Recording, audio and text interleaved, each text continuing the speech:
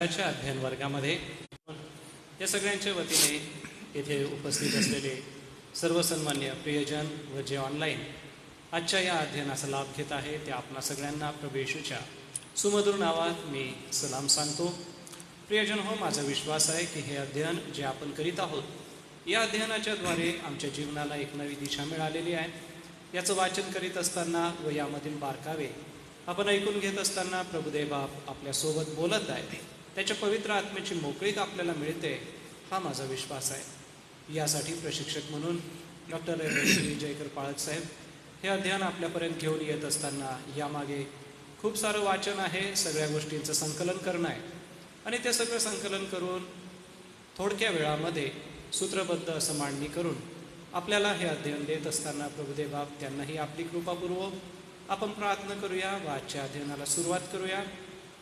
हे आमच्या दयाळू मंदक्रोध दयामय परमेश्वर पित्या, या सायंकाळच्या समयी आम्ही अभ्यासाला एकत्र जमलेलो असताना आजचा अध्ययन वर्ग परमेश्वर पित्या तो आपल्या हातामध्ये घे. हे ऑनलाईन होत असताना सर्व प्रकारच्या तांत्रिक अडचणींपासून आम्हाला संरक्षण दे. प्रशिक्षक म्हणून शिकवत असताना पाळक साहेबांना तुझी कृपा आणि अनुग्रह दे रे बापा. बोलण्यासाठी लागणारी शक्ती तू त्यांना दे व या अध्ययनाच्या द्वारे आमच्या जीवनाला एक नवी जी दिशा मिळालेली आहे त्या दिशेने आमची स्वतःची व मंडळीची आध्यात्मिक वाढ करण्यासाठी तो आमचा पाठीराखा हो. दयाळू बापा, आम्ही तुझ्याकडे सहाय्य मागतो, पवित्र आत्म्याची मोकळीकता मागतो. तो आम्हाला कृपा पुरेव व तुझं सत्य पवित्र वचन जे आम्हाशी बोलतंय प्रभू त्या वचनानुसार जीवन जगण्यास तुझी कृपा आम्हाला दे. आजच्या अध्ययन वर्गाला तुझ्या गोड नावाने आम्ही सुरुवात करतो दे बापा, तो आम्हाला सहाय्य कर. प्रभू येशू ख्रिस्ताच्या गोड आणि सुमधुर नावात ही प्रार्थना केली म्हणून तो ऐक. आमेन. मी सन्माननीय डॉक्टर रेव्हरेंड जयकर पाळक साहेबांचं अध्ययन वर्गाच्या वतीने स्वागत करतो व अभ्यासासाठी पुढील वेळ त्यांच्या हाती देतो.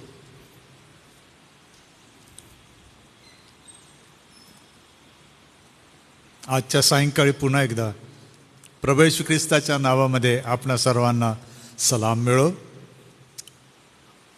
काल अतिरिक्त अध्ययन आमचं असल्यामुळे बिल्ड इंटरनॅशनलने आम्हाला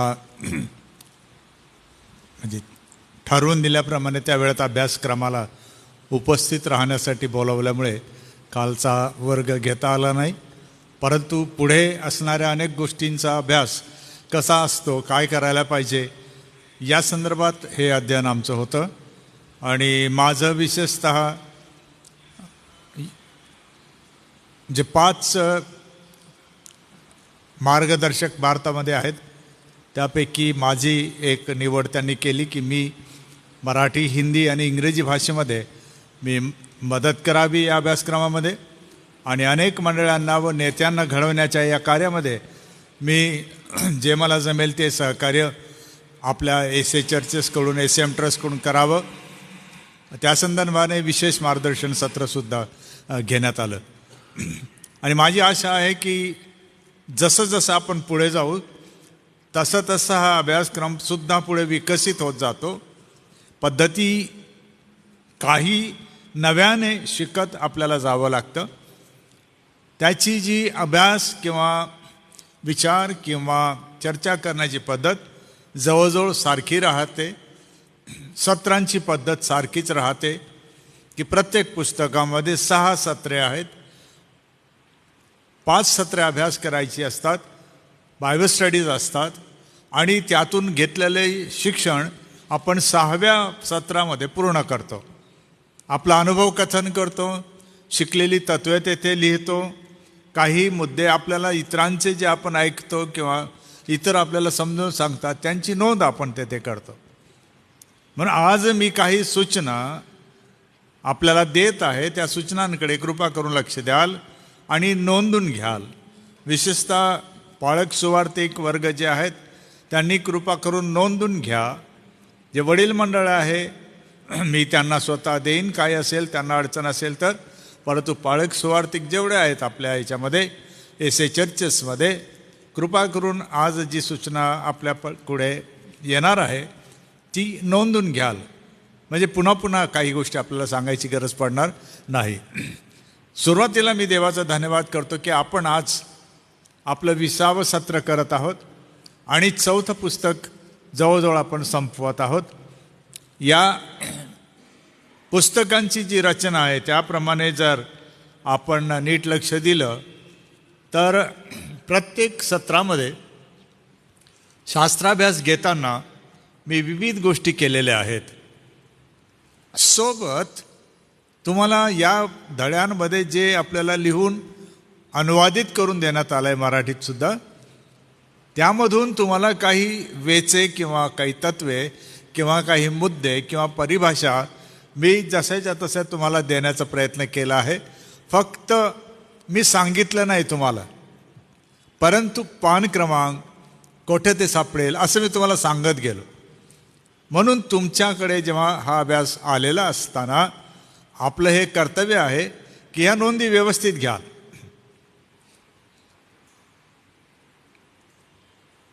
लक्षात घ्या आता पहिली गोष्ट, प्रत्येक पुस्तकात 5 सत्रे आहेत, म्हणजे प्रत्येक पुस्तकात किमान 5 प्रथम तत्वे आहेत.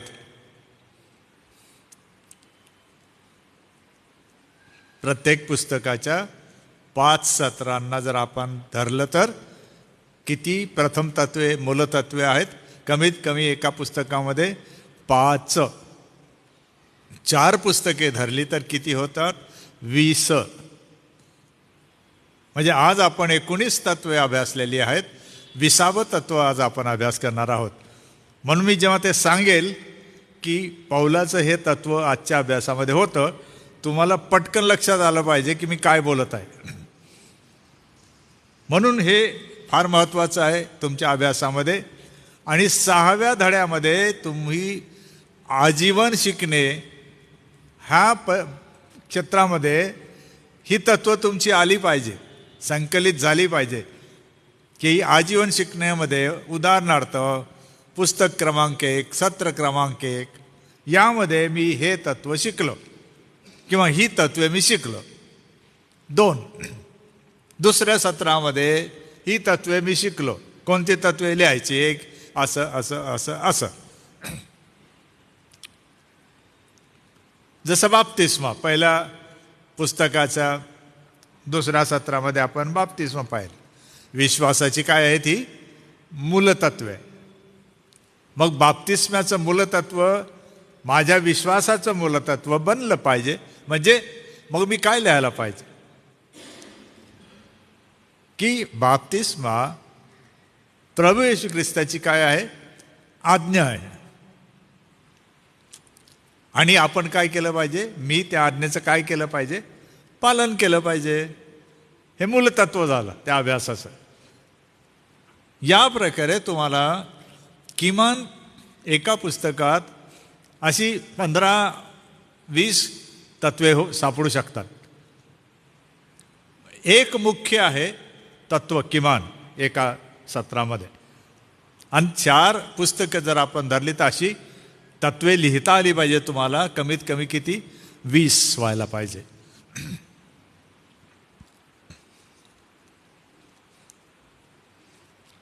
मला माहीत आहे की अडचण 6व्या सत्राची आहे तुम्हाला, की ज्याच्यासाठी तुम्हाला पुरेसा वेळ दिलेला आहे. अगदी ऑनलाईन 2 दिवस आहोत, समोर 2 दिवस आहोत, परंतु इतर वेळेला तुम्हाला 6व्या सत्राला पूर्ण समजून लिहिणं गरजेचं आहे. आणि ते तुम्ही केव्हा लिहू शकाल? म्हणजे अभ्यासाल, ऐकाल, चर्चा कराल, विचाराल, समजून घ्याल, अधोरेखित कराल आणि मग तुम्ही पुढे जाल.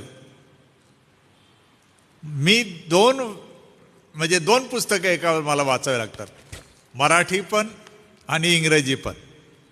आणि जे मुख्य शिक्षण आहे त्याला मी हायलाईट करतो, त्याला मी नोंदून घेतो आणि तेच मी माझ्या भाषेत तुम्हाला सांगण्याचा प्रयत्न करतो.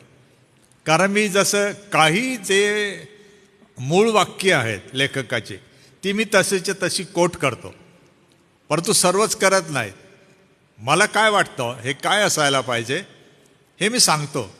आणि त्याचं कारण असं आहे, मी त्याचं भाष्य कशाला करू शकतो कारण ते माझे शिक्षक राहिलेले आहेत. अनेक पुस्तकं मी त्यांची वाचलेली आहेत. मला ते लेखक ठाऊक आहेत. त्यांचा अभ्यास मी मागच्या 4 वर्षात केलेला आहे पुन्हा एकदा. म्हणून मला माहीत आहे की याचा अर्थ हा असू शकतो. परंतु तो माझ्यासाठी मी घेतलेला आहे. तुमच्यासाठी त्याच वाक्याचा अर्थ वेगळा असू शकतो. पण वेगळा म्हणजे मुख्य तत्वाला सोडून घेता कामा नाही. मुख्य तत्वाला धरूनच तुमचं जे काय आहे लिखाण, तुमची समज त्याला धरून असायला पाहिजे की बाप्तिस्मा येशूने दिलेल्या आज्ञेचं पालन आहे.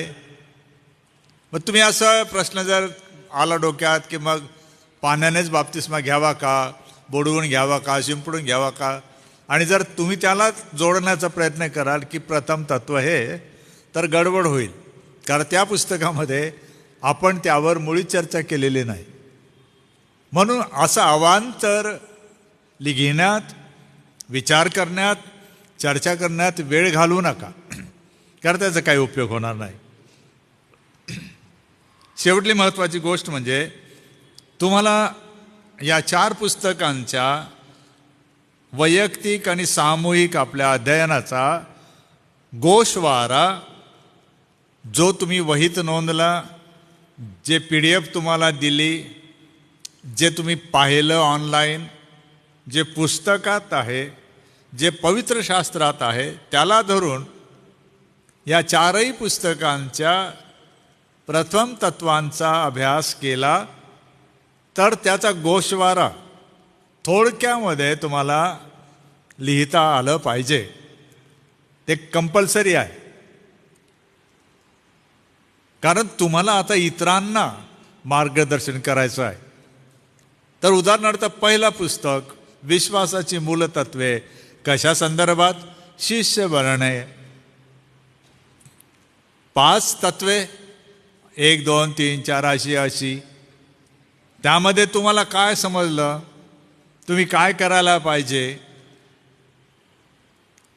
हे तुम्हाला त्या पहिल्या पुस्तकाबद्दल लिहिता आलं पाहिजे. एका पानावर एक पुस्तकाचा जो गोषवारा आहे तो आला पाहिजे. असे 4 पुस्तकं जेव्हा आपण करत आहोत तर 4 पुस्तकांची कमीत कमी 4 पानं A4 साईजची टाईप केलेली असेल तर फार बरं. कारण हस्तलिखित पण आम्हाला मोजता येतं. मला माहीत आहे एका ओळीत किती शब्द येतात आणि एका पानावर किती येतात. तर कमीत कमी 1000 शब्द होतील. मग पानांची संख्या तुमच्या लिहिण्याच्या त्या जाडीमुळे वाढू शकेल, कमी होऊ शकेल. कारण काही जण म्हणजे 2 रेषांमध्ये पूर्ण मोठाच्या मोठा शब्द लिहिला तर मग तर एका ओळीत 4 किंवा 5च शब्द बसतील. एका ओळीत कमीत कमी 10 ते 12 शब्द बसतात. एका पानावर जर घेतलं, जर हाताने लिहितात, वही असेल तर तुम्ही मोजून बघा, 25 ते 35 एवढ्या रेषा आहेत. समास आणि थोडासा परिच्छेद वगैरे वेगळा केला तर 20 ते 25 ओळी कमीत कमी येतात. आणि 10 शब्द जर एका ओळीमध्ये धरले तर 25 ओळींचे 250 शब्द साधारणपणे होतात. असे 4 पानं जर लिखाण केलं तर तुमचे 1000 शब्द होतात, असा त्याचा अर्थ आहे. पण 1000 शब्द लिहिताना काही गोष्टी लक्षात घ्याल. वारंवार हालेलुया, प्रेज द लॉर्ड, देवाची स्तुती असो, आणि मग देव असं म्हणतो, देव तसं म्हणतो. आपल्याला ते नाही लिहायचं आहे देव काय म्हणतो, तुम्ही काय म्हणता. बऱ्याचदा मला हे लक्षात आलेलं आहे की सेवक वर्ग जे आहेत त्यांना कधी कधी अशी सवय होऊन जाते, कोणाला पत्र पण लिहिलं, मेसेज पण टाकला तर हालेलुया प्रेज द लॉर्डच करतात. काहीच कळत नाही त्याच्याने की हे काय आहे. तुम्हाला काय सांगायचं आहे ते हवं आहे, हे लक्षात घ्या. तुम्ही वचन कोट करा, पण ते तुमचं म्हणणं नाही आहे, हे लक्षात घ्या. लेखक जेफ्रीड असं म्हणतो, मायकल ग्रीन असं म्हणतात, तर त्यांचं म्हणणं आहे, तुम्ही कोट करा, काय हरकत नाही. पण त्यावरून तुम्हाला काय समजलं, काय अर्थबोध झाला, ते जर तुम्ही करू शकलात तर तुम्हाला एक पान लिहायला सोपं जाईल. आणि पुढे ज्यांना जायचं आहे मग तुम्ही मराठीत, इंग्रजीत किंवा हिंदीत किंवा गुजरातीत 4 भाषेत लिहू शकता. मला 4ही भाषा जमतात, मला काही अडचण येणार नाही. परंतु पुढे जेव्हा तुम्ही जाल या अभ्यासाप्रमाणे तर तुम्हाला लिखाणाच्या पद्धतीसुद्धा येत जातील. विधानं कसे लिहितात ते तुम्हाला समजून घ्यावं लागेल आणि त्याप्रमाणे आपल्याला पुढे जावं लागेल. 4 प्रकारच्या गोष्टी आपल्याला या अध्ययनामध्ये जेव्हा आपण त्याचं मार्गदर्शन करतो तर लक्षात ठेवायच्या असतात. त्या पुढच्या वेळेला आपण घेऊ आणि पुढच्या वेळेला 5व्या पुस्तकापासून जे आपल्याला देण्यात येणार आहे काळजीपूर्वक त्याकडे परत लक्ष द्याल. कारण 1 ते 4 मध्ये जे सांगितलं त्याच्यापेक्षा वेगळं 5 ते 8 मध्ये आहे. आणि नंतर 9 ते 13 जेव्हा येईल तेव्हा त्याच्यामध्ये वेगळं आहे. म्हणजे 12 आणि 13 शिक्षकांची मार्गदर्शिका.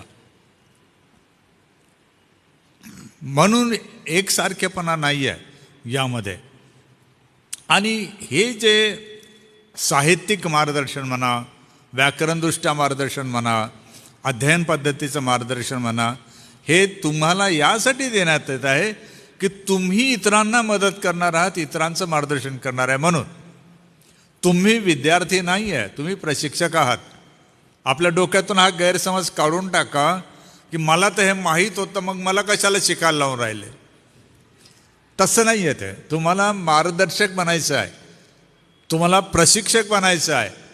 आणि म्हणून काही गोष्टींची उजळणी होऊ शकते, परंतु तुम्हाला माहीत असू द्या आपला अभ्यास जो आपण मंडळांमध्ये करत आहोत ह्याला इंग्रजी भाषेमध्ये नॉन फॉर्मल एज्युकेशन म्हणतात. आणि नॉन फॉर्मल हा जो प्रकार आहे तो शालेय किंवा विद्यापीठाच्या शिक्षण पद्धतीपेक्षा वेगळा आहे. तेथे तुम्हाला वैज्ञानिक दृष्टिकोनातून जावं लागतं एकदम. असं म्हणजे असं 2 + 2 = 4 याच्यातही तुम्हाला तसंच करावं लागतं. पण तुम्हाला स्वातंत्र्य आहे, बऱ्याच गोष्टींचं स्वातंत्र्य आहे, जबरदस्ती नाही. परंतु ते तुम्ही शिकून घेणं तुमच्या पद्धतीने ह्याची गरज आहे. आणि सर्वात मोठी जबाबदारी आपल्यावर या शिक्षणाच्या द्वारे ही आहे की बऱ्याचदा आपल्याला ही अडचण भेडसावते की नियमाप्रमाणे आपल्या बदल्या होत राहतात. आणि आपण मान केला पाहिजे, कारण मंडळी देवाची जर आहे ती कोणतीही असो, आपल्याला तिची सेवा करायला नेमलेलं आहे. पण मग हा अभ्यासक्रम करत असताना आपला फायदा काय आहे, तर तुम्ही ज्याही मंडळीमध्ये जाल त्या सर्व मंडळांमध्ये सेवक वर्गाने, वडील मंडळाने याच्याबद्दल माहिती दिलेली आहे, मार्गदर्शन केलेलं आहे. आपल्या कार्यालयाकडून त्यांना पत्रे गेलेली आहेत. त्यामुळे त्यांच्यामध्ये अगोदरच त्याची जाणीव निर्माण झालेली आहे. मग माझी बदली झाली समजा आणि रेव्हरंड अनूप आले तर त्यांना काहीच जड जाणार नाही, कारण लोकांना माहीत आहे की हा अभ्यास काय आहे. म्हणून प्रत्येकाने काळजीपूर्वक करा यासाठी की तुमचा उपयोग प्रभावीपणे व्हावा आणि त्याचे परिणाम दिसावे. आपण प्रभावी पण असायला पाहिजे आणि परिणाम पण निपजले पाहिजे. शेवटली महत्त्वाची गोष्ट म्हणजे या नॉन फॉर्मल पद्धतीमध्ये शिकलेले आणि अडाणी असा भेदच नाही. काही वेळेला आपल्यामध्ये तो विचार येतो की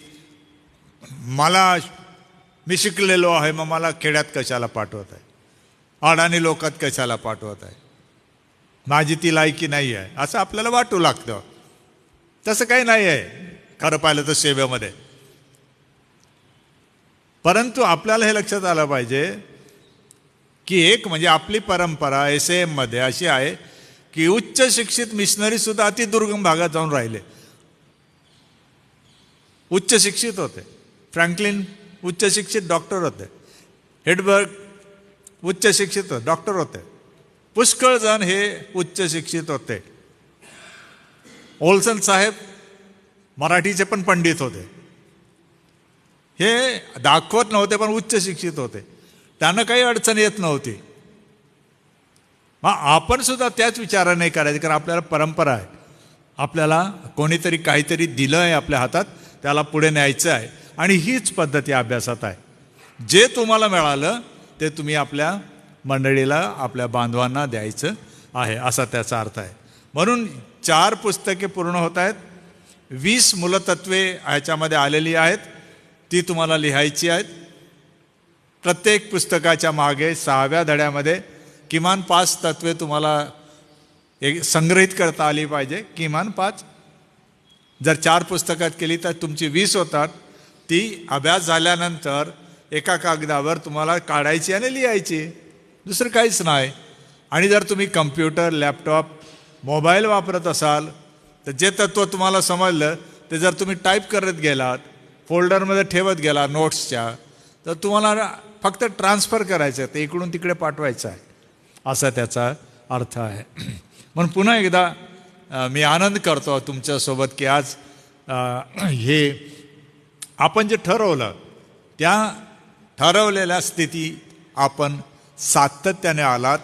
देवाने आपल्याला कृपा दिली, आपण हिरिरीने भाग घेतला, त्याबद्दल मी विशेषतः नंदवार मंडळी आणि इतरत्र असणारे सेवक वर्ग आणि त्यांची मंडळी यांचे मनापासून आभार मानतो. आणि आज आपला जो धडा आहे त्याकडे आपण जाऊया. जीवन कार्याच्या ज्या सवयी आहेत त्या विकसित करणे याकडे आपण आपलं लक्ष केंद्रित करणार आहोत. आणि त्यासाठीचा आजचा जो शास्त्र भाग आहे तो 1 थेसलोनी 4:9-12 असा आहे. 1 थेसलोनी 4:9-12. जर आपल्याकडे सापडलं असेल तर मी आपल्यासाठी वाचतो. बंधुप्रेमाविषयी आम्ही तुम्हास लिहावे याची तुम्हास गरज नाही, कारण एकमेकावर प्रीती करावी असे तुम्हाला देवानेच शिकविले आहे. आणि अखिल मासेदोनियातील सर्व बंधुवर्गावर तुम्ही ती करीतच आहात. तरी बंधूंनो, आम्ही तुम्हास बोध करीतो की ती म्हणजे ती प्रीती उत्तरोत्तर अधिक करावी. 11 आणि 12 एकत्र वचन आहे. बाहेरच्या लोकांबरोबर सभ्यतेने वागावे आणि तुम्हास कशाचीही गरज पडू नये म्हणून आम्ही तुम्हास आज्ञा केल्याप्रमाणे स्वस्थ राहणे, आपापला व्यवसाय करणे आणि आपल्या हातांनी काम करणे यांची हौस तुम्हाला असावी.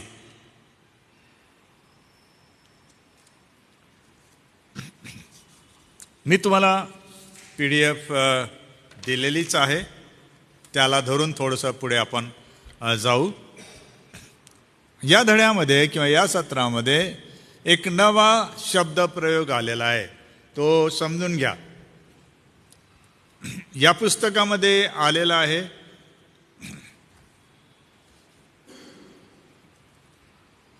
जीवनातील कार्यामध्ये सवयी. जीवनातील कार्यामध्ये सवयी. जेव्हा की इंग्रजी जो मथळा आहे तो असा आहे की cultivating habits in your life work. जीवनाचं जे कार्य आहे त्याच्या ज्या सवयी आहेत त्यांना आकार देणे, घडविणे, लागवड करणे, जोपासना करणे, ह्याचे शब्द आपण ऐकले ते त्यामध्ये आहेत.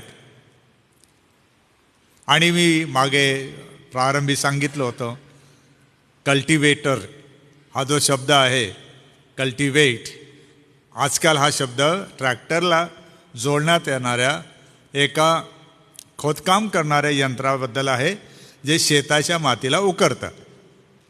आणि जर तुम्हाला लक्षात येत नसेल तर एखाद्या आपल्या मंडळीतल्या शेतकरी बंधूला सांगा तुमच्याकडे आहे का? जरा आम्हाला ते समजून सांगा की कल्टिवेटर काय राहतं, ते कशाला असतं, का तसं करायला पाहिजे, त्याचे परिणाम काय होतात. काही आपला अंदाज लावू नका, कारण हा अभ्यास अंदाजावर आधारित नाही आहे.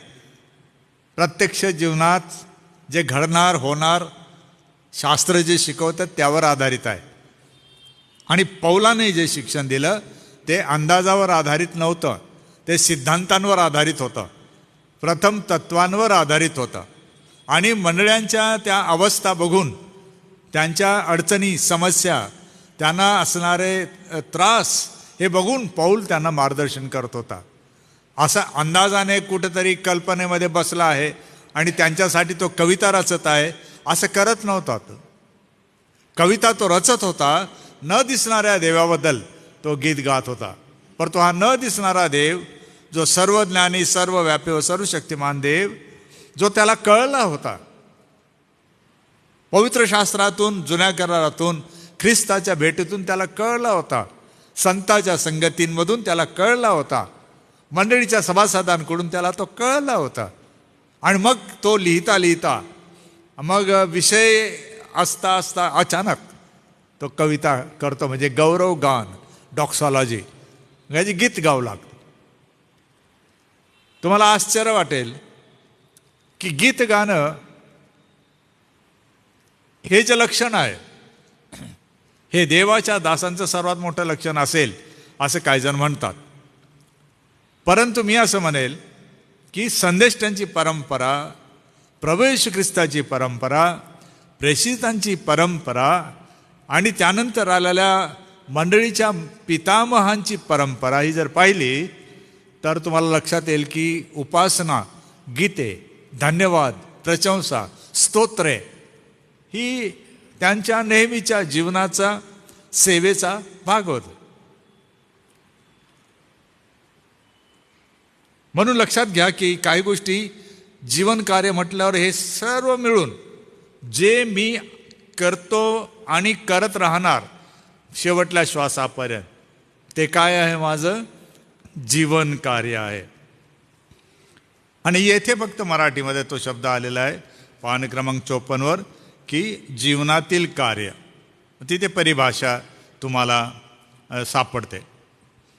त्या परिच्छेदामध्ये वरून 4थी लाईन ओळ आहे, जीवन कार्य काय. दुसरी महत्त्वाची गोष्ट या पुस्तकामध्ये आहे की या सत्रामध्ये आपण आपल्या जीवनातील कार्याच्या मूलभूत शिस्तीचा अभ्यास करणार आहोत. आता जीवनातील कार्य आहेतच, कोणाला काय, कोणाला काय, कोणाला काय, अनुभवाप्रमाणे, शिक्षणाप्रमाणे, परंपरेप्रमाणे आणि परिवारांप्रमाणे, घराण्यांप्रमाणे प्रत्येकाला किंवा प्रत्येक मोठ्या घराला काहीतरी व्यवसाय आणि कला शिकावी लागत होती आणि ती आपल्या परंपरेमध्ये येणाऱ्या सर्वांना ती द्यावी लागत होती. उदाहरणार्थ प्रभू येशू ख्रिस्त, त्याचा व्यवसाय सुतारकीचा होता. का? त्याचे वडील योसेफ काय होते? स्वतः सुतार होते. काही परिवारांमध्ये सुतारकी हा पेशा होता. आणि जेव्हा लोक त्यांना ओळखत होते तर ते पेशाने पण त्यांना ओळखत होते की हा कोण? हा तो येशू, जो सुताराचा मुलगा, असं म्हणत होते. आणि प्रत्येक पेशा किंवा काम हे सन्मान्य आहे. म्हणून आपण लक्ष देण्याची गरज आहे की देवाने आपल्याला पाचारण केले आहे यासाठी की ह्या जीवनातील कार्याच्या मूलभूत शिस्ती काय आहेत हे आपण समजून घ्यावं. म्हणजे चांगली सत्कृत्य वगैरे वगैरे काय आहेत, चांगले काम काय आहे हे समजून घ्यावं. कारण या गोष्टी जी आहेत, म्हणजे चांगल्या सवयी, चांगली कृत्ये, सत्कृत्ये येशू ख्रिस्ताच्या तत्वज्ञानाच्या प्रथम तत्वांभोवती उभारलेली आहेत. पान क्रमांक 54वरच आहे मी. प्रथम तत्वांवर आधारलेली आहेत. प्रभू येशू ख्रिस्ताला विचारा, तू का बरं सुतारकी केली?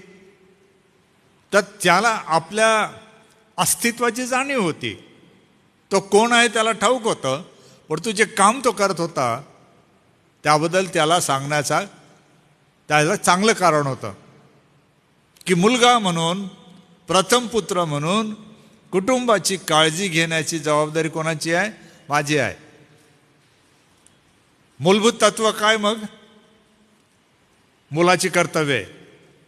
जुन्या करारामध्ये मोशेने दिलेले आदेश, तेथे तो जातो आणि तेथून आपल्याला उत्तर आढळतं की म्हणून मग जर प्रभू येशू ख्रिस्त किंवा प्रेषित पौल, प्रेषित पेत्र किंवा याकोब, योहान हे काही ना काही व्यवसाय सांभाळून आपली उपजीविका, आपल्या परिवाराचं संचालन करण्यासाठी ते करत होते. आणि म्हणून आपण जे करतो, जे काम आपण करतो, जीवन कार्य ज्याला म्हटलेलं आहे, हे कशाभोवती किंवा कशावर उभारावं? आपण सिद्धांतांवर, देवाच्या वचनाच्या शिक्षणावर ते आधारलेलं असावं.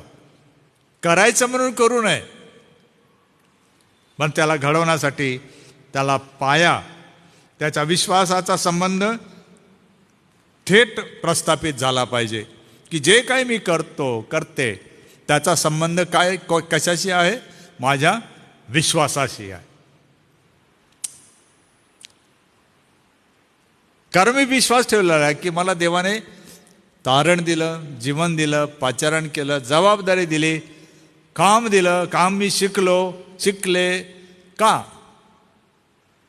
केवळ कमवण्यासाठी नाही, माझा विश्वास मजबूत होऊन त्यानुसार माझं जीवनसुद्धा घडत जावं आणि त्या कामाचा उपयोग मला, माझ्या परिवाराला, माझ्या सोबत्यांना, शेजाऱ्यांना व्हावा.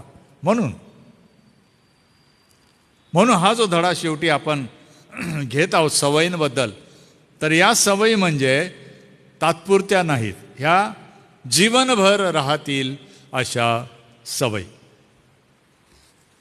थोडा अध्ययनाकडे आपण वळू.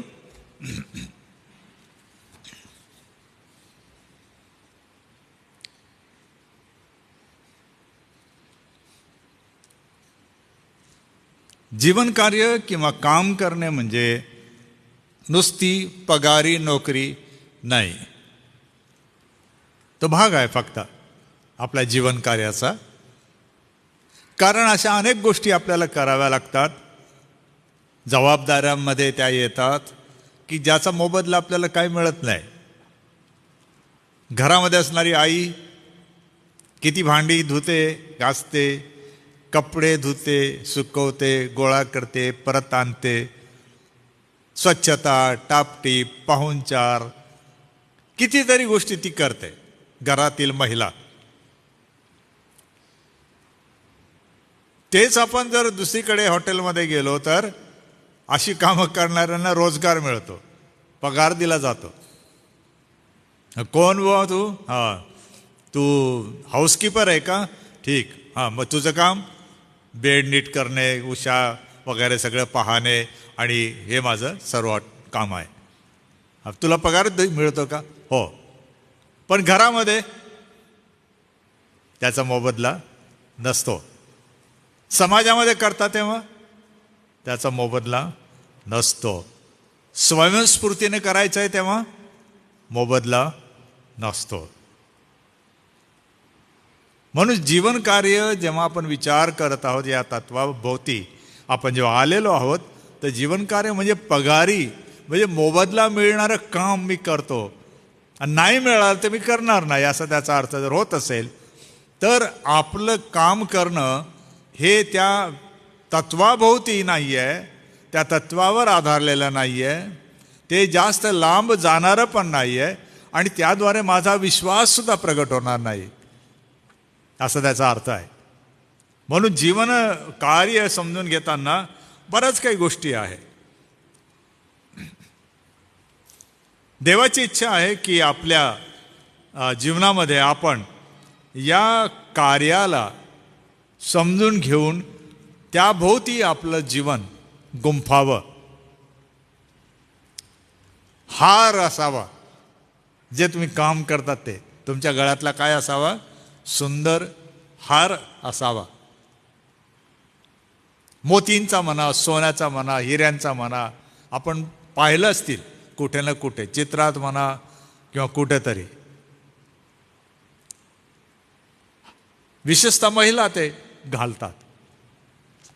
कशाला घालतात मला माहीत नाही, कारण माझ्या पत्नीने कधीच तसा हार घातला नाही, म्हणून मला काही माहीत नाही. माझ्या बहिणी घालतात, पण मला माहीत आहे की माझी बहीण ती घालते, कारण प्रसंग तसा आहे. आणि कशाला मग? मिरवण्यासाठी, लोकांना दिसेल ना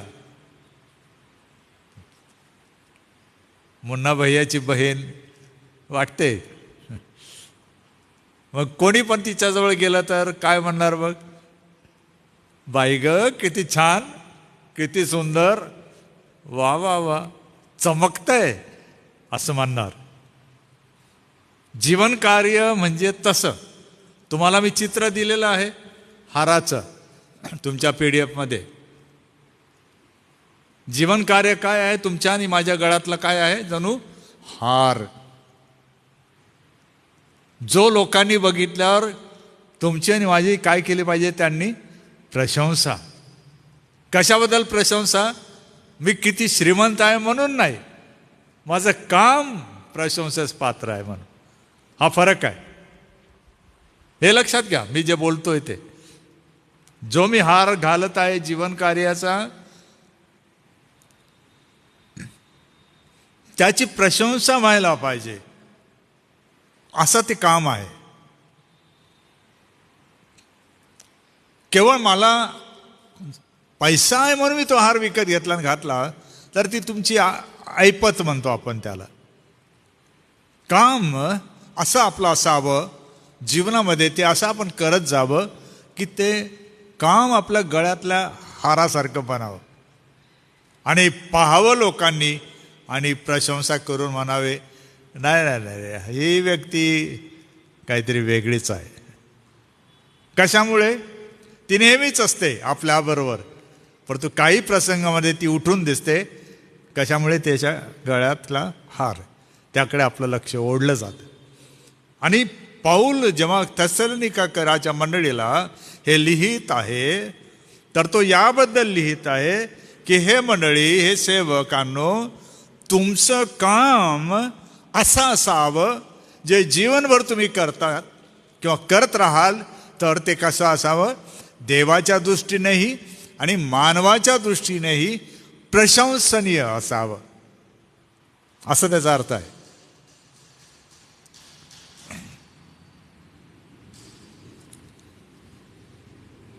म्हणून आपण जे काम करत आहात, जर त्याची वाहवा हवी आहे तर ते कसं करायचं पुढे आपल्याला मार्गदर्शन आहेच. आपण असं केल्यामुळे आपल्या विश्वासामध्ये आपण स्थापित होत जातो. जितकं करत जातो तितकं स्थापित होत जातो, बांधले जातो, मजबूत होत राहतो, आपण भक्कम होत राहतो, असा त्याचा अर्थ आहे.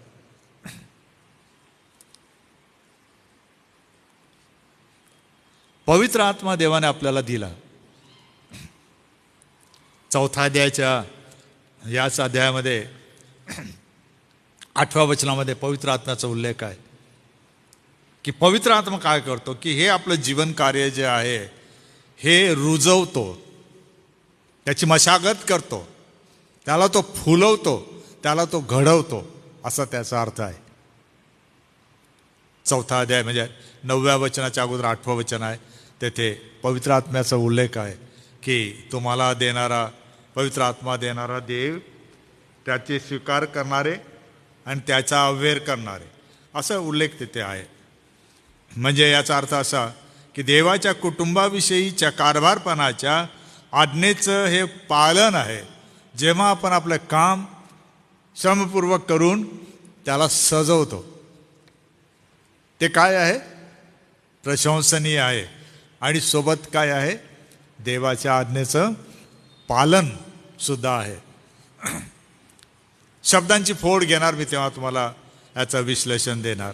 आणि आजच्या प्रस्तावनेचा सारांश असा आहे, 4:8 प्रमाणे मग जे काम नाही करत, आपल्या कामाला सजवत नाहीत, जीवन कार्य जर हातात घेत नाही, त्याला जर जे घडू देत नाही, तर असे लोक काय करतात? असे स्त्री, अशा स्त्रिया, असे पुरुष, अशी मुले काय करतात?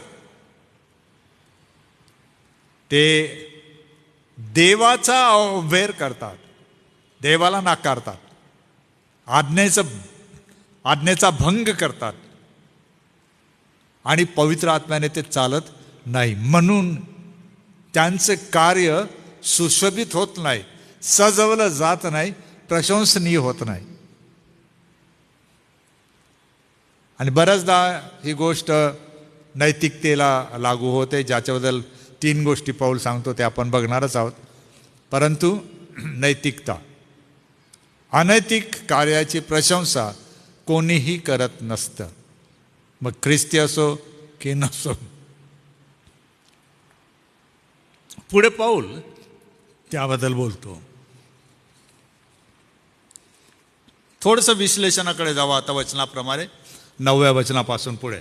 बंधुप्रेमाविषयी आम्ही तुम्हाला लिहावे याची तुम्हाला गरज नाही. मागच्या 4थ्या सत्रामध्ये बंधुप्रेम याबद्दल मी बोललो. बंधुप्रेम म्हणजे मंडळीतील सदस्यांचं परस्पर आपसातलं प्रेम, स्नेहबंधन, आपण ज्याला ख्रिस्ती प्रीती म्हणतो ते. बंधू म्हणजे स्त्री आणि पुरुष, लेकरं, तरुण, तरुणी, सर्वच. ख्रिस्तामध्ये आपण एकमेकाचे कोण आहोत? भाऊ बहीण आहोत, एका घरचे कुटुंब आणि सदस्य आहोत. आपला एकच पिता आहे, तो म्हणजे देव जो बाप. आपला एकच मोठा भाऊ आहे, प्रथम पुत्र जो आहे तो म्हणजे प्रभू येशू ख्रिस्त. हे लक्षात घ्या. येशू ख्रिस्त कुटुंब प्रमुख नाही, देव पिता कुटुंब प्रमुख आहे. परंतु येशू ख्रिस्त कोण आहे मंडळीमध्ये? आता आपला भाऊ, मोठा बंधू. आणि त्याची जबाबदारी आहे की म्हणजे कुटुंबात असणाऱ्या इतर जबाबदाऱ्या बापानंतर ज्या मुलावर येतात त्या त्याने पार पाडाव्या. आणि त्या पार पाडण्यासाठी अप्रत्यक्षपणे मंडळीच्या सभासदांना तो जवळ घेतो आणि त्यांच्या कलेला, त्यांच्या हुन्नर ज्याला आपण म्हणतो त्याला, त्यांच्या कामाला, त्यांच्या प्रशिक्षित व्यवसायाला आकार देतो, सजवू लागतो. आणि असे सर्व समर्पित विश्वासणारे लोक कोण आहेत? एकमेकाचे बंधू आहेत. सर्वच बंधू नाहीत. पुढे येणार आहे पाऊल सांगतो ते की हे बंधू म्हणजे नेमकं कोणते लोक? एका परिवारात आहेत, एकाच पित्याची लेकरं आहेत, सर्व बरोबर. परंतु विश्वासामध्ये, आज्ञापालनामध्ये बंधुजन कोण आहे? याचं उत्तर पाऊल पुढे देतो. आपण एकमेकावर काय करावी? प्रीती करावी असे तुम्हाला देवानेच शिकविले आहे. प्रीती हा शब्द इथे आला परत. आता ही प्रीती कोणती आहे हे समजून घ्या. ह्या प्रीतीला शब्द प्रयोग आलेला आहे अगापान. आणि ही प्रीती म्हणजे सामाजिक किंवा नैतिक प्रीती. ही देवप्रीती नाही, ही बंधुप्रीती नाही, ही स्त्री पुरुषाची लैंगिक आकर्षणाची प्रीती नाही, ही सामाजिक प्रीती, ही नैतिक प्रीती. आणि ही नैसर्गिक मानवी गरज आहे की जी आपण समाजात व्यक्त करतो किंवा दाखवतो. समारंभ आहे, बोलावलं, समाजाचे लोक एकत्र येतात. हे काय आहे? सामाजिक प्रेम. ते आपल्या नात्यात असतात, आपल्या समव्यवसायी असतात, असं काही नाही. पण आपण बंधुभाव दाखवतो. हा जो बंधुभाव आहे हा सामाजिक आहे. त्याच्यामध्ये आपला आणि आपला नाही असं नसतं, कोणीही चालतं. सर्वांना सारखं आपण लेखतो. ख्रिस्ती आणि ख्रिस्तीतर ज्यांना पौल पुढे म्हणतो बाहेरचे, शेजारी. आगापान असा शब्द प्रयोग तो वापरतो. आपला परमेश्वर देव अशी प्रीती करायला आपल्याला शिकवतो. देव आपला मुख्य शिक्षक आहे. तिथे शब्द आलेला आहे बघा तुम्हाला 9व्या वचनामध्ये, देवानेच शिकवले आहे. हा एक फार मोठा विषय आहे समजून घेण्यासाठी. आपल्या मध्ये सर्वात मोठी अडचण आणि आव्हान हेच आहे की मंडळ्या, विश्वासणारे, सेवक वर्ग आणि मोठ्या व्यावसायिक कामधाम करणाऱ्या लोकांना वेळेच्या सबबीमुळे शिकण्याची संधी असतानाही घेता येत नाही असं त्यांचं म्हणणं आहे. हरकत नाही. तरी तुम्हाला कोण शिकवू शकतो? देव स्वतः. काही गोष्टीमध्ये तुम्हाला देव अंतर्प्रेरणा, पवित्र आत्म्याच्या सामर्थ्याची प्रेरणा देतो आणि तुम्हाला समजावून देतो की बंधुप्रीती म्हणजे या प्रकारे. देव शिकवितो. केवळ तेच शिकवत नाही, देव बऱ्याच गोष्टी शिकवितो. याचा अर्थ असा आहे, पौल असं म्हणतो, हे मंडळी, तेसलोनिका घराच्या लोकांनो, तुम्ही कोण आहात? देव जर शिक्षक आहे तर तुम्ही कोण आहात? या देवाच्या शाळेचे कोण? तुम्ही विद्यार्थी आहात. किती शिकलेले असा तुम्ही, पण देवाच्या शाळेमध्ये कोण आहात? तुम्ही विद्यार्थी आहात. शिष्य म्हणजे विद्यार्थी, हे विसरू नका कधीच. शिष्य म्हणजे ख्रिस्ताचं अनुकरण करणारा नाही फक्त. शिष्य म्हणजे विद्यार्थी, गुरुकडून शिक्षण घेऊन अनुकरण करणारा. 9व्या वचनामध्ये हा शब्द आलेला आहे की देव तुमचा शिक्षक आहे, म्हणजे एक दैवी शिक्षण व्यवस्था आहे. माझी खात्री आहे तुम्ही लिहित असाल हे. एक दैवी शिक्षण व्यवस्था आहे, किंवा पहिल्या पानावर जी मी नोंद दिली आहे त्याला पाहू शकता तुमच्याकडे जर प्रिंट असेल तर. एक दैवी शिक्षण व्यवस्था आहे. देवाने शिकविणे ही त्याच्यामध्ये मुख्य बाब आहे. म्हणजे मंडळीचं शिक्षण, प्रशिक्षण म्हणजे मनुष्य देतो असं नाही. पवित्र आत्म्याने प्रेरणा दिलेले लोक, ज्याला संदेष्टी आणि शिक्षक म्हटले, ते सुद्धा हे देतात. देव जेव्हा कोणी नाही तेव्हा तो तुम्हाला आणि मला शिकवितो. पण ही काय आहे? एक व्यवस्था आहे. परत तो शब्द आला, व्यवस्था. व्यवस्था आली तर काय आहे? व्यवस्थापन आहे. व्यवस्थापन आहे तर पाहणाऱ्यांना काय म्हणतात? व्यवस्थापक म्हणतात. त्यांचं काय काम आहे? ते वडील असतात, त्यांना नेमावं लागतं, त्यांच्या हाती काही संहिता द्यावी लागते, त्याद्वारे ते व्यवस्था सांभाळतात. त्याला ऑइकोनॉमस म्हणतो आपण. मग ना, हे शब्द वारंवार येतील आणि त्याच अर्थाने घ्यायचं आहे की ही शिक्षण व्यवस्था देवाची आहे. म्हणजे काय आहे मग?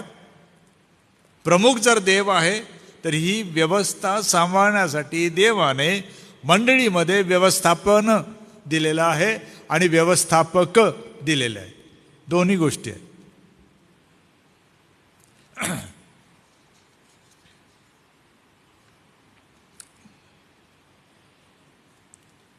त्यांच्या प्रीतीचा बोलबाला सर्व मासेदोनियामध्ये झाला.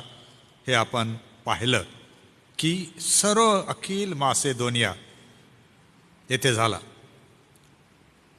वचन 10 मध्ये आहे, तरी बंधूंनो आम्ही तुम्हाला बोध करीतो की ती उत्तरोत्तर अधिक करावी. काय काय उत्तरोत्तर अधिक करावी? प्रीती. बंधुवर्गावर प्रीती काय करावी? अधिक आणि अधिक करत जावी. विशेषतः कोणावर? जे जीवन कार्याने स्वतःला बांधून विश्वासाच्या आधारावर जगत आहेत, श्रम घेत आहेत, काम करीत आहेत, आपलं उत्पन्न निर्माण करीत आहे, असे सर्व त्यांच्यावर काय करा? अधिकाधिक प्रीती करत जा, असं पौल सांगत आहे. आता जे कामधाम करत नाही त्यांना वाईट वाटण्याची शक्यता आहे की असं कसं शिक्षण, हे आमच्यावर प्रीती नाही करणार का? आपण कोणत्या प्रीतीबद्दल बोलत आहोत? देवाच्या नाही, सामाजिक. परत लक्षात घ्या, अगापान याबद्दल बोलत आहोत आपण.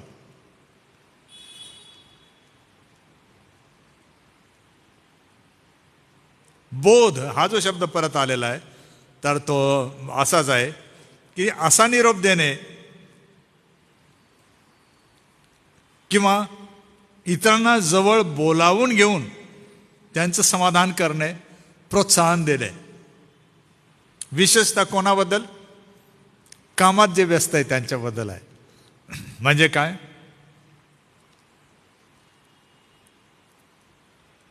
हे जे काम जीवन कार्य अंगीकारलेले लोक आहेत यांच्या काही समस्या असतात.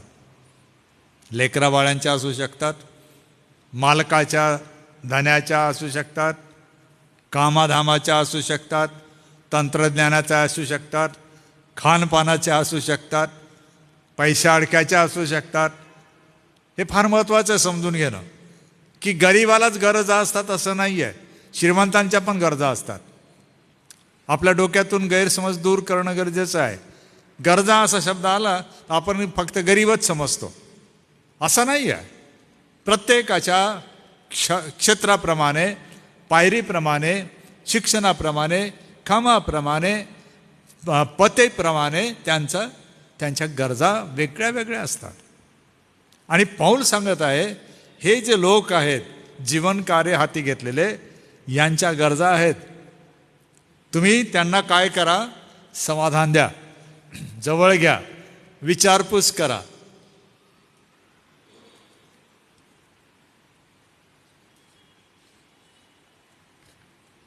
कधी कधी हा प्रयोग काही ठिकाणी आम्ही केला.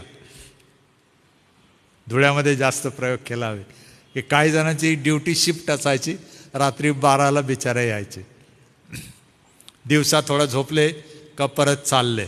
त्यानं मंडळीच्या सहभागिता, प्रार्थना, बायबल स्टडीला येता येत नव्हतं. मग मी पंचांबरोबर ज्यामध्ये बाळूदादा वगैरे होते असं ठरवलं की रात्री 12ला जर चर्चचा दरवाजा उघडं ठेवून मी जर तिथे बसलो तर निदान प्रार्थना तर करता येईल, यांना येता येईल, बसता येईल, प्रार्थना करून जा परत. या 12 वाजता कोण ते ऐकणार आहे बायबल स्टडी? पण काही वेळेला त्यांचे प्रश्न असायचे, मला उत्तर देणं गरजेचं होतं कारण परत दिवसात ते भेटणार नाहीत म्हणून. आणि त्यांना तेवढ्यामध्ये समाधान होतं की कोणीतरी आम्हाला विचारतं, आमचं विचारपूस करून आम्हाला समाधान देतं. असे काम करणारे व्यावसायिक जे आहेत विविध प्रकारचे, त्यांच्यासाठी पौल म्हणतो मंडळीमध्ये, हे बंधूंनो तुमची भूमिका कशी असावी? इतरांना समाधान देण्यासाठी प्रयत्नशील असावे असं तो म्हणतो. म्हणून हा जो शब्द प्रयोग आला आहे बोध करणे.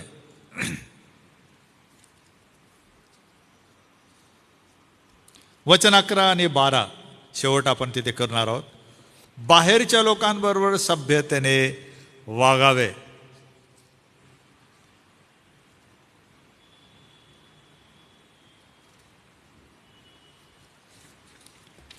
बाहेरच्या लोकांबरोबर सभ्यतेने वागावे.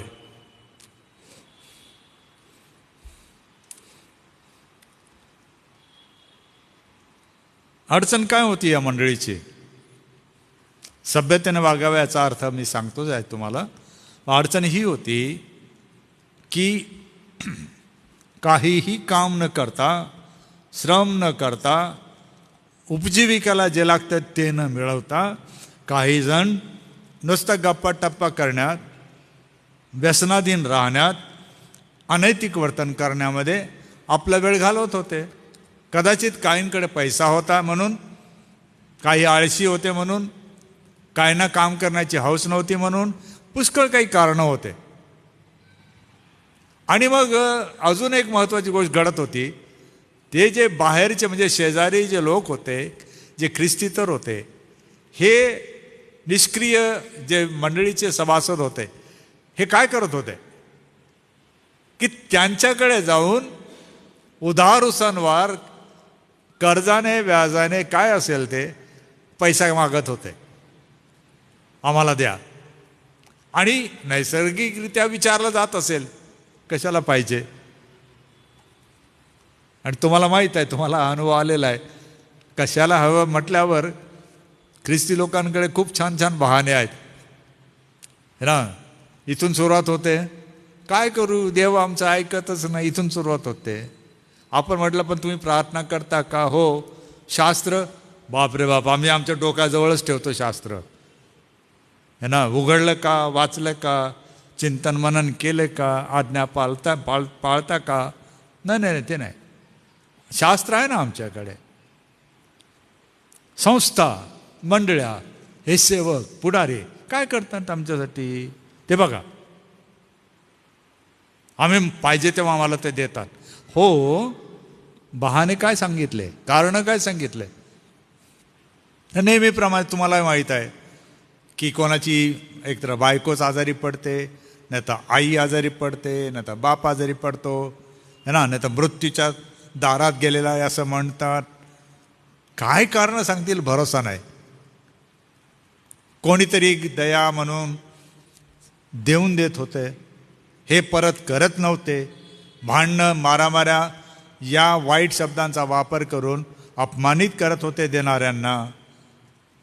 त्याच्याने काय होत होतं, अशा काम न करणाऱ्या लोकांमुळे मंडळीची साक्ष खराब होत होती, असं त्याचा अर्थ आहे. सभ्यतेने वागा म्हणजे काय, थोडं तारतम्य आहे की नाही. तुम्ही कोणाशी बोलून राहिलात, कोणाशी तुमचा संबंध आलेला आहे, कोण आहे तुमच्या समोर, तुम्ही कोणाला उत्तर प्रत्युत्तर करत आहात, कोणाला प्रश्न विचारत आहात. आपली काही योग्यता, काही पातळी, काही सामाजिक पद, काही स्थान आहे की नाही आहे. आणि विशेषतः आपल्या इथल्या मंडळीच्या आतल्या लोकांना जास्त त्रास देत होते. जसं त्यांना कळलं आज मजुरी मिळाली आहे, त्या बाबाच्या घरी 2-4 जण जाऊन धडकणारच. दादा येऊ का, सलाम झालं का, देऊन द्या ना काहीतरी, है ना. बघा, दया करणं चांगलं आहे, गरिबांना गरजवंतांना मदत करणं चांगलं आहे, ते सत्कार्य आहे. मी त्याच्या विरुद्ध नाही. आणि हे सांगायचं नसतं की आम्ही करतो, मला माहीत आहे आपण करता. परंतु एक प्रश्न मी विचारायला शिकलो, कशाला पाहिजे. कदाचित असं असू शकेल, त्या व्यक्तीला खरं बोलता येत नसेल, तर त्याच्या घरी जाऊन पाहता येतं की खरंच त्याची पत्नी आजारी आहे का, माझ्या 100 रुपयाने 10 रुपयाने त्याचं काम होणार आहे का दवाखान्यात न्यावं लागेल, ॲम्ब्युलन्स बोलवावी लागेल, रक्त लागेल, डॉक्टरची फी लागेल. त्याहीपेक्षा मोठी मदत मला करता येत असेल तर मी करायला पाहिजे.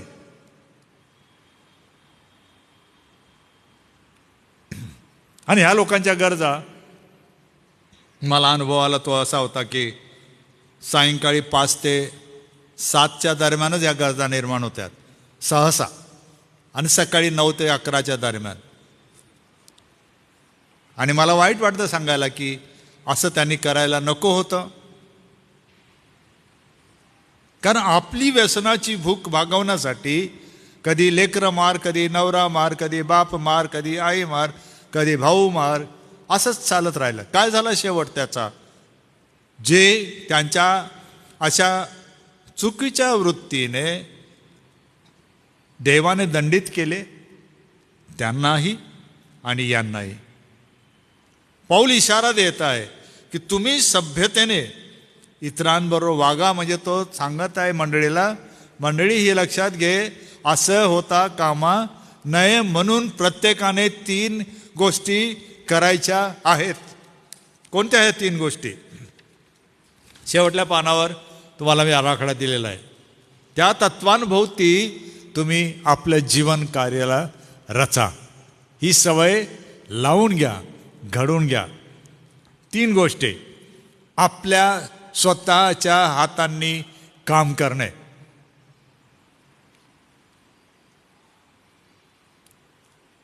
सर्वांनी.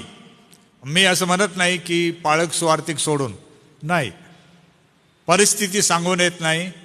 आणि का म्हणून आम्ही आपल्या हाताने श्रम घेऊ नये. दिलेलं काम, त्या मोबदल्यामध्ये आपल्याला जे मिळतंय त्या मोबदल्याप्रमाणे आपण आपली त्याचं रूपांतर करून चांगलं भरीव योगदान का देऊ शकत नाही आपण? पाऊल म्हणतो, हे मंडळी, तुम्ही आपल्या स्वतःच्या हातांनी काम करा. एका सुवार्तिकाने, जगप्रसिद्ध सुवार्तिकाने, डॉक्टर बिली ग्राम नाईक त्याने असं सांगितलं, खऱ्या ख्रिस्ती विश्वासणाऱ्याची ओळख त्याचे हात आहेत, असं तो म्हणाला. हात दाखवा म्हणतो. मी तुम्हाला सांगून देईल कोणत्या प्रकारचे ख्रिस्ती आहात, है ना. मजूर बघा, तुम्ही त्यांचा हात धरून बघा, सलाम करून बघा, टणक असतात. शेतकरी बघा, टणक असतात.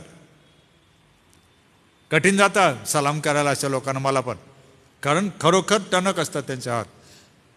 पाऊल म्हणतो, स्वतःच्या हाताने काम करा, म्हणजे तुमची ओळख काय? हात टणक बनू द्या, दिसू द्या की काहीतरी होत आहे, काहीतरी करत आहे. दुसरी गोष्ट, प्रेषितांचा संप्रदाय आणि शिक्षण याला धरून आपली जीवन पद्धती घडवा. त्यात शब्दप्रयोग आहे, संप्रदाय. आणि तिसरी गोष्ट, काम आणि श्रम हे प्रथम तत्व म्हणजे देवाची आज्ञा आहे, हे लक्षात घ्या. तो म्हणतो पुढे, स्वस्थ राहणे, आपापला व्यवसाय करणे, हातांनी काम करणे. काम करणे नाही, तो त्यावेळेला कदाचित हाताला जास्त महत्त्व किंवा त्याच्यावरून ओळख होत होती. कदाचित ते म्हणत येईल की बघा मी हे काम करतो.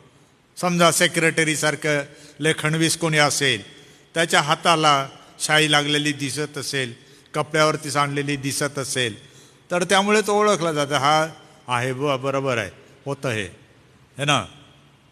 माती काम करणाऱ्याचे कपडे मळलेले दिसत असतील, श्रम घेणाऱ्याचा घाम त्याच्या वस्त्रांवर आलेला असेल, त्याचा गंध जवळून जाताना येत असेल. पण पाऊल म्हणतो हे चांगलं आहे, हे मूलतत्व आहे जीवनाचं, आणि या भोवती तुमचं जीवन तुम्ही रचलं पाहिजे.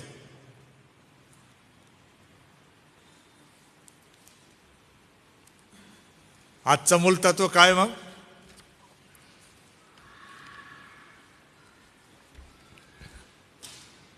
शिस्तबद्ध जीवनासाठी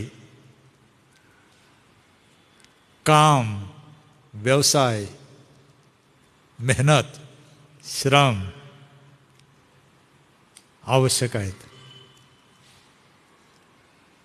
आणि देवाला ते मान्य आहे. यामध्ये फरक एवढाच आहे, नीती संपन्नता. काही काम आणि व्यवसाय अनैतिक क्षेत्रात मोडले जातात, काही नैतिक क्षेत्रात मोडले जातात. तुम्हाला मी चार्ट दिलेला आहे, तो तुम्हाला समजून घ्यावा लागेल. कधी वेळ मिळाला तर आपण सत्रामध्ये घेऊ पुढे. परंतु त्याचा अर्थ साधा सरळ आहे की प्रेषितांचं संप्रदाय आणि शिक्षण मधोमध आहे, त्याभोवती तुम्ही आपले काम, श्रम आणि सराव म्हणजे प्रॅक्टिस असू द्या, सातत्याने करा. एक दिवस हे काम, दुसऱ्या दिवशी दुसरं असं करू नका. व्यवस्थित कामाची निवड करा, चिटकून राहा, श्रम घ्या, पारंगत बना आणि त्याला लागणारं मार्गदर्शन प्रेषितांचे संप्रदाय आणि शिक्षण यामधून घ्या. आणि पाऊल म्हणतो हे तुम्हाला कुठे मिळतं? मंडळीमध्ये. म्हणून आजचा जो मुख्य भाग होता तो हा, या तत्वाभोवती म्हणजे आपलं जीवन कार्य देवाची इच्छा आहे किंवा आज्ञा आहे, हे तत्व आहे. त्याला काय करा आपण? विकसित करा. मी नकारार्थी भाग बोललो नाही, कारण त्याला मी अगोदर सांगितलं, मग आळशी असतात, हे असतं ते असतं. जे असं करतात त्यांना माहीत आहे त्याचा परिणाम काय. मी कशाला सांगायचं, तुम्ही का सांगायचं वारंवार? जे करत नाही त्यांना माहीत आहे त्याचे परिणाम काय आहेत. त्यांच्या परिवारात काय परिणाम आहे, लेकरा बाळांवर काय परिणाम आहे. ही सावध होण्याची वेळ आहे. खोट्या शिक्षणाला बळी पडल्यामुळे आळस निर्माण झालेला आहे. मी परत एकदा सांगतो, भरभराटीच्या सुवार्तेच्या घोषणा झाल्यामुळे लोकांना त्या घोषणेने आळशी करून टाकलेला आहे. देव जर माझा खिसा पैशाने भरणार आहे, सोन्या नाण्यांनी भरणार आहे माझी बॅग, माझं घरात सोनं पडणार आहे, काम कशाला करायचं मी. असेल माझा हरी तर देईल पाटल्यावरी, देईल. आणि मग दुसऱ्यांनी थापळ, काय ब्रदर तुमचा विश्वास आहे, मानलं तुम्हाला. मग तोही तेच करतो, त्याचं अनुकरण दुसरं करतात. असं करत करत श्रम काम घेणारे कमी होत जातात, आळस आणि दैववादी वाढत जातात. ह्याचं कारण काय आहे? खोटं शिक्षण. पाऊल पुढे तेच सांगतं. आणि दुसरं कारण होतं, येशू ख्रिस्त लवकर येणार, त्याच्याबद्दलचं खोटं शिक्षण. मग येशू येणार आहे तर आपण काम करून काय फायदा, शेवटी आपलं काम जाणारच आहे.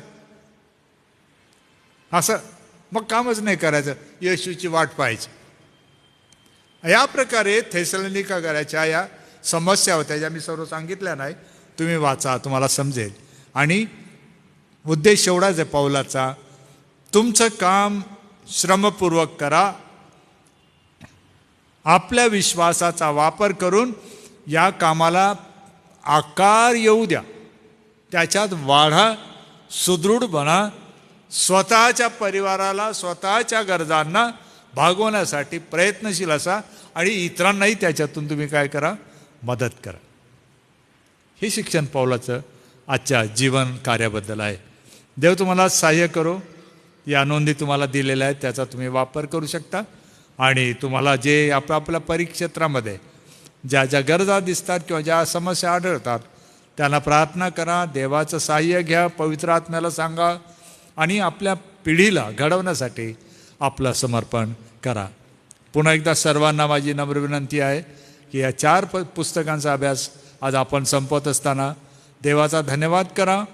या अभ्यासाला देवाच्या स्वाधीन करा, स्वतःला पण करा आणि याचा उपयोग देवाच्या प्रजेला घडवण्यासाठी व्हावा. म्हणून देवाने आपल्याला सामर्थ्य, बुद्धिमत्ता द्यावी, शहाणपण द्यावं, मदत करावी म्हणून त्याला सांगा, कारण तो आपली प्रार्थना ऐकणारा देव आहे. त्याची स्तुती असो.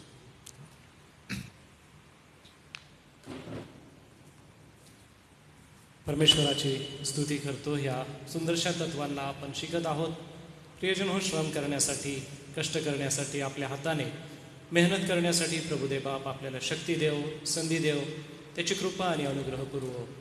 खरं पाहिलं असता ही तत्व ही प्रत्येक आमच्या जीवनाला प्रेरणा देतात आणि कोणतं काम आम्ही केलं पाहिजे किंवा आमची ख्रिस्ती जीवनातली वागणूक कशी असली पाहिजे याबद्दलचं फारच सखोल आणि फारच सुंदर असं मार्गदर्शन आम्हाला मिळतं आहे. प्रभूची कृपा आपल्यासोबत नेहमी राहो. प्रत्येक कार्यामध्ये परमेश्वर देव बाप आपणाला यश देव. स्तोत्र 1 वचन 3 मध्ये जसं म्हटलं की जे काही तो हाती घेतो ते सिद्धीच जाते, त्याप्रमाणे प्रत्येक काम करण्यासाठी प्रभुदेव बाप आपल्या हाताला कृपापूर्व शक्ती आणि बळ देव. मी पाळक साहेबांचं मनपूर्वक आभार मानतो व परमेश्वर पित्याला आजच्या अध्ययन वर्गासाठी धन्यवाद देतो.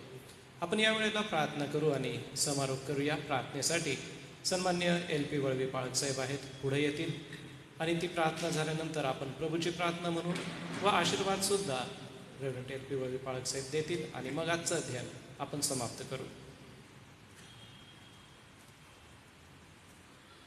प्रार्थना करू आपण.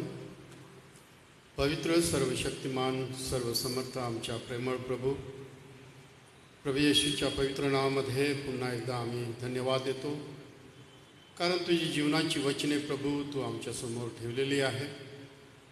स्वतःचं जीवन, मंडळांचं जीवन आणि जो कोणी तुझं वचन ऐकतो आणि शिकतो त्याच्या जीवनामध्ये प्रभू तू त्यांना एक नवीन आकार, नवीन दिशा, नवीन रचना करायला जात आहे. यासाठी की प्रभू आमच्या जीवनासाठी तुझा जो उद्देश आहे तो प्रभू अगदी परिपूर्ण रीतीने सिद्धी जावा आणि आमच्या वैयक्तिक जीवनामधून, मंडळांच्या जीवनामधून या शिक्षणाच्या द्वारे प्रभू तुझं गौरव व्हावं आणि तुझ्या राज्याची उभारणी व्हावी अशी मी प्रार्थना आणि विनंती करीत आहे. ही विनंती प्रभू येशूच्या नावात मागतो म्हणून तो आहे. आमेन.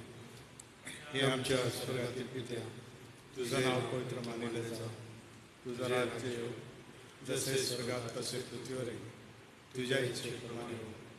आमची रोजची भाकर आज असते आणि जसे आम्ही आपल्या ऋणांना सोडले तशीच आमची ऋणे आम्हाला सोड आणि आम्हाला परीक्षेत आणू नकोस, तर आम्हाला वाईटापासून सोडवी. कारण की राज्य, सामर्थ्य आणि गौरव ही सर्व काळ तुझीच आहे. आमेन.